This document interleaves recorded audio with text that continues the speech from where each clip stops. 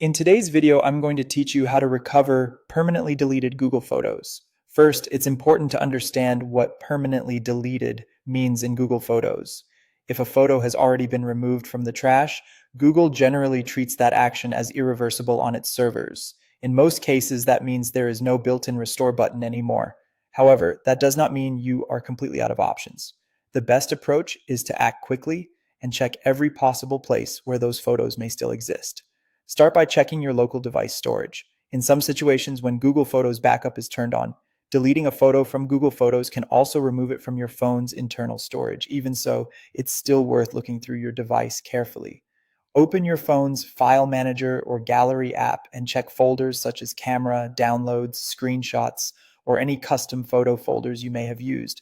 If you use a computer, also check any local image folders there in case copies were saved outside Google Photos.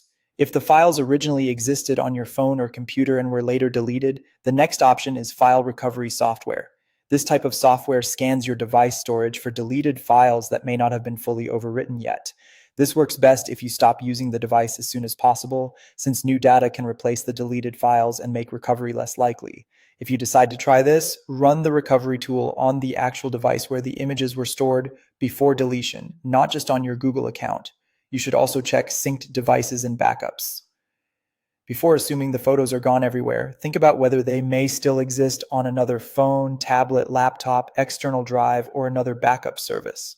Sometimes a photo is deleted in one place but still remains on a device that has not fully synced yet, or inside a separate backup archive. This can be one of the easiest ways to recover important images without needing advanced tools. Finally, if you have a paid Google One subscription, contact Google Support as soon as you can.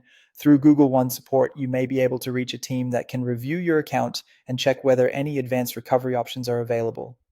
There are no guarantees, especially for permanently deleted items, but in some cases, recently purged content may still be recoverable if you act quickly.